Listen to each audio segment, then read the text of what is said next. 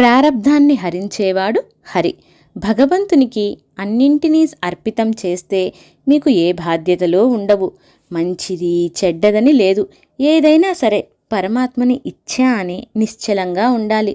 ప్రారబ్ధమును భగవత్ అనుగ్రహము శక్తిహీనం కావిస్తుంది.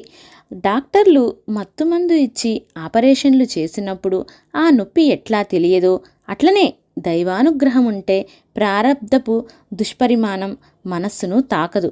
కొన్ని మందుబాటిళ్ల మీద దీని సారం ఫలానీ తేదీ వరకు ఉంటుంది, ఆ తేదీ లోపుననే దేనిని సేవించాలి అని వ్రాసి ఉంటుంది. ఆ తేదీ తరువాత ఆ సీసాలో ఉన్న మందు ఎట్లా పనిచేయదో అలాగే దైవానుగ్రహమునకు పాత్రుడైన మానవుని ప్రారబ్ధం ఏమీ చేయజాలదు. కాబట్టి ప్రారబ్ధాన్ని అనుభవించే తీరాలి.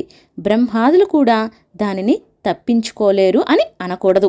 ప్రారబ్ధాన్ని హరించేవాడు హరి, దాని శక్తిని నశింపజేసేవాడు హరుడు. భగవంతునిలో ఏమీ లోపము లేదు.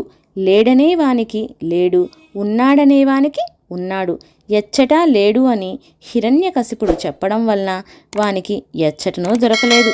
ఎల్లచోట్లా గలడని విశ్వసించిన ప్రహ్లాదునికి స్తంభంలోనే దొరికినాడు.